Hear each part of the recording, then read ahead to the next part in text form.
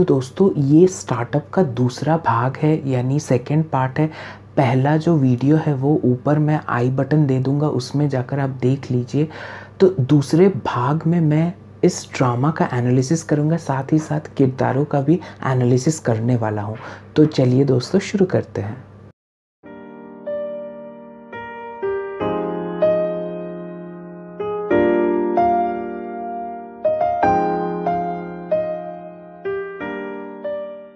दोस्तों पहला किरदार जिसके बारे में मैं बात करना चाहता हूँ वो है दादी का किरदार।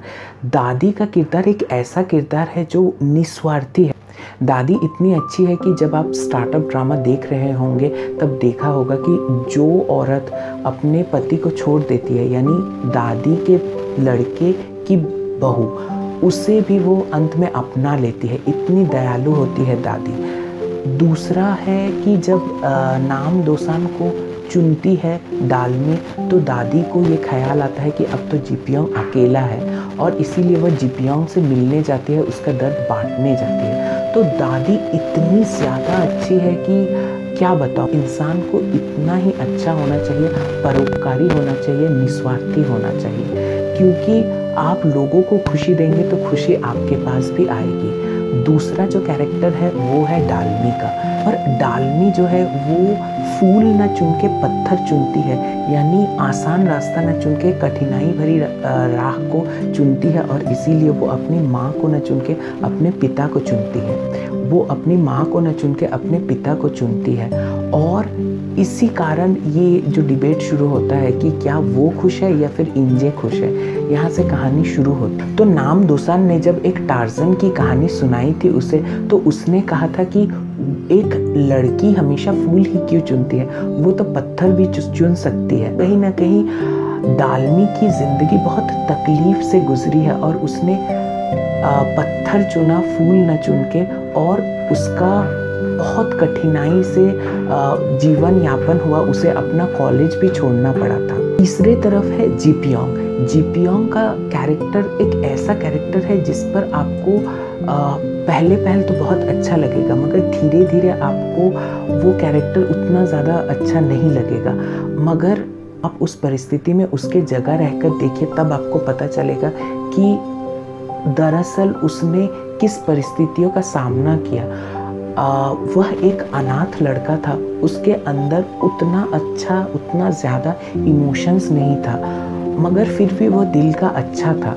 वो गुस्सा हो जाता था और दादी को बहुत बार ऐसा कह देता था कि तुम अच्छा बच्चा कहकर मुझसे बहुत काम करवा लेती हो। तो जिपियोंग का कैरेक्टर ऐसा था कि वो एक अनाथ लड़का था, मगर वो अच्छा था और वो दादी और डालमी को मन से चाहता था। अब बात आती है नाम दोसान की। नाम दोसान का किरदार ऐसा किरदार है जिसे आप भुलाए नहीं भूल सकते। नाम दोसान जो है बिल्कुल ही उसमें कॉन्फिडेंस नहीं है, और वो हेजिटेट करता है, और वो बहुत ही शाई टाइप का लड़का है, और उसके माता पिता उस पर बिल्कुल भरोसा नहीं करते, और इसीलिए जिपियोंग भी दादी से कहता है कि वो नालायक या निकम्मा किस्म का इंसान है, मगर सिर्फ उसका दोस्त ही उसकी सहायता करते थे। मगर जब वो डालमी से मिलता है तो उसके अंदर कहीं ना कहीं खुद ब खुद कॉन्फिडेंस आ जाता है, क्योंकि डालमी उसके बात को सुनती है, समझती है और अप्रिशिएट करती है, और तभी से नाम दोसान की ज़िंदगी धीरे धीरे बदलने लगती है।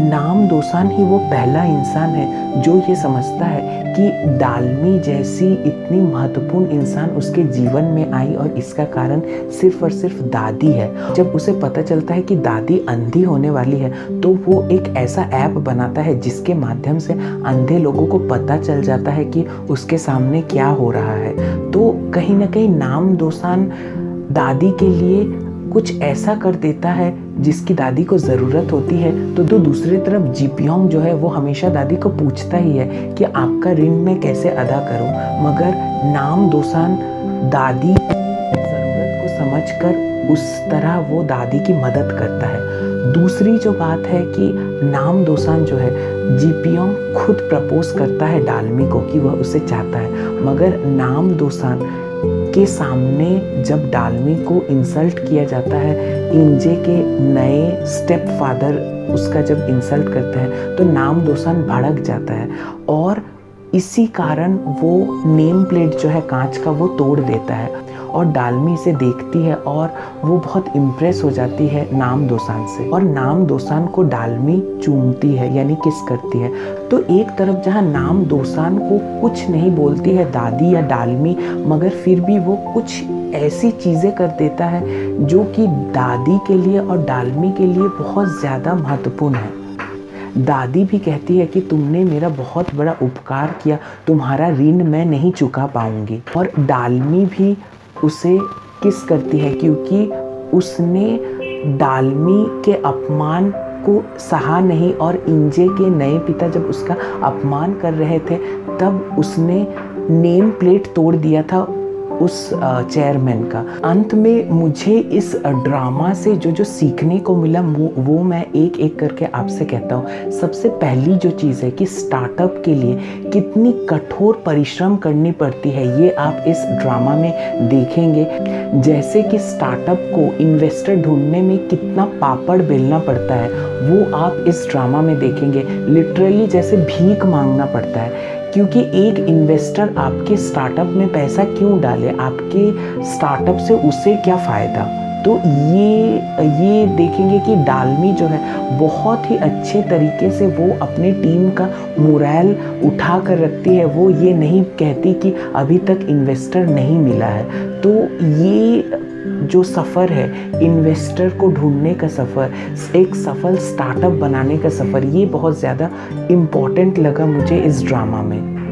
दूसरी जो चीज़ है, जीपियोंग को दादी ने कहा था कि मुझसे भी ज़्यादा तकलीफ़ में जो लोग हैं उनकी मदद करो और अंत में जीपियोंग ने कंपनी नहीं बल्कि अपने पर्सनल अकाउंट से एक ऐसे स्टार्टअप को फंड करने का प्रॉमिस किया जो कि अनाथ लोगों की मदद करना चाहते हैं। तो कहीं ना कहीं जीपियोंग अंत में ज़्यादा इमोशनल हो जाता है, वो अपने आप का भी बहुत ज़्यादा बेहतर वर्जन बन जाता है दादी के लिए। तो ये बहुत अच्छी लगी मुझे इस नाटक या इस ड्रामा की।